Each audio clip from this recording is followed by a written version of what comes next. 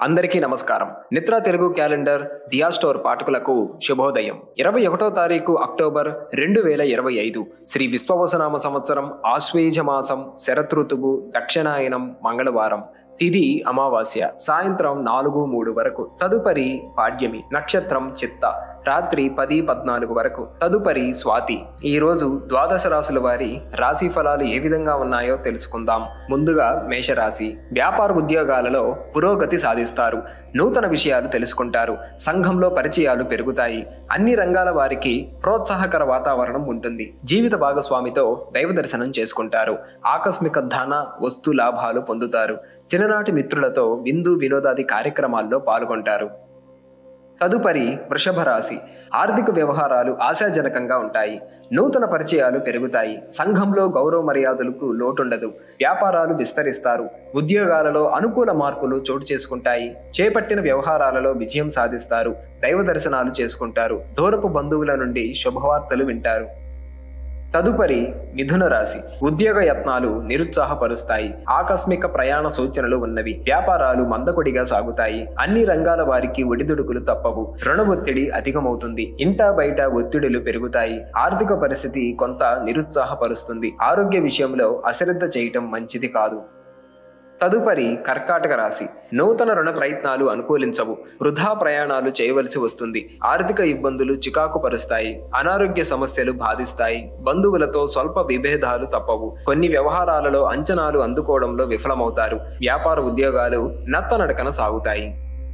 తదుపరి సింహరాశి. ఉద్యోగాలు మరింత ఉత్సాహకర వాతావరణం ఉంటుంది. నూతన వ్యక్తుల పరిచయం ఆనందం కలిగిస్తుంది. కీలక సమయంలో సోదరుల నుండి సాయం లభిస్తుంది. వ్యాపారాలు లాభసాటిగా సాగుతాయి. నిరుద్యోగులకు చాలా కాలంగా వేచి చూస్తున్న అవకాశాలు లభిస్తాయి. అన్ని దేశాల నుండి శుభవార్తలు అందుతాయి. ఆర్థిక పరిస్థితి మెరుగ్గా ఉంటుంది.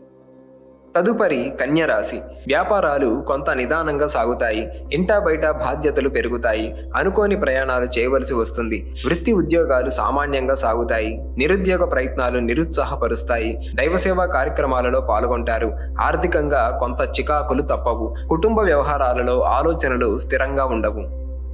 తదుపరి తులారాశి. ఉద్యోగాలలో అనుకూల మార్పులు ఉంటాయి. ఉద్యోగాలలో అనుకూల వాతావరణం ఉంటుంది. నూతన కార్యక్రమాలకు శ్రీకారం చుడతారు. చిన్ననాటి మిత్రుల కలయిక ఆనందం కలిగిస్తుంది. వ్యాపారాలు ఆశించిన రీతిలో రాణిస్తాయి. అన్ని రంగాల వారికి నూతన ప్రోత్సాహకాలు అందుతాయి. కుటుంబ సభ్యులతో పుణ్యక్షేత్రాలు సందర్శిస్తారు. నిరుద్యోగులకు ఉన్నత అవకాశాలు లభిస్తాయి. తదుపరి వృశ్చిక రాశి. వ్యాపారాలు ఉద్యోగాలు కొంత నిరాశను కలిగిస్తాయి. బంధువర్గం వారితో విభేదాలు తప్పవు. వృధా ఖర్చులు పెరుగుతాయి. గృహ నిర్మాణ ఆలోచనలు కార్యరూపం దాలుస్తాయి. సంతానం విద్యా విషయాలపై దృష్టి సారించడం మంచిది. చేపట్టిన పనులలో శ్రమ పడ్డా ఫలితం కనిపించదు. సోదరులతో ఆస్తి వివాదాలలో నూతన ఒప్పందాలు చేసుకుంటారు. తదుపరి ధనుస్సు రాశి. గృహమున శుభకార్యాలు నిర్వహిస్తారు. నిరుద్యోగులకు నూతన ఉద్యోగ అవకాశాలు లభిస్తాయి. ఆర్థిక పరిస్థితి గతం కంటే మెరుగుపడుతుంది. వ్యాపారాలు లాభసాటిగా సాగుతాయి. వృత్తి ఉద్యోగాలలో అధికారుల అనుగ్రహం కలుగుతుంది. సంఘంలో గౌరవ మర్యాదలు పెరుగుతాయి. మిత్రుల నుండి విలువైన సమాచారం అందుతుంది. తదుపరి మకర రాశి. ఇంటా బయట పరిస్థితులు అనుకూలిస్తాయి. మిత్రులతో సఖ్యతగా వ్యవహరిస్తారు. ఉద్యోగస్తులకు నూతన ప్రోత్సాహకాలను అందుతాయి. ఆకస్మిక ధనలాభ సూచనలు ఉన్నవి. వృత్తి వ్యాపారాలలో నూతన పెట్టుబడులు అందుతాయి. ఉద్యోగులకు పదోన్నతులు పెరుగుతాయి. దైవసేవా కార్యక్రమాలకు ధన సహాయం అందిస్తారు. తదుపరి కుంభరాశి. నిరుద్యోగుల యత్నాలు కొంత నిరాశను కలిగిస్తాయి.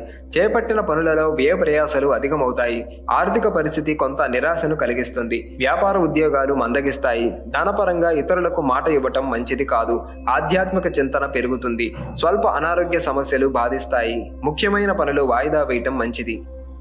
తదుపరి మీనరాశి. వ్యాపార ఉద్యోగాలలో గందరగోళ పరిస్థితులుంటాయి. మిత్రులతో అకారణ వివాదాలు కలుగుతాయి. ఆధ్యాత్మిక విషయాలపై దృష్టి సారిస్తారు.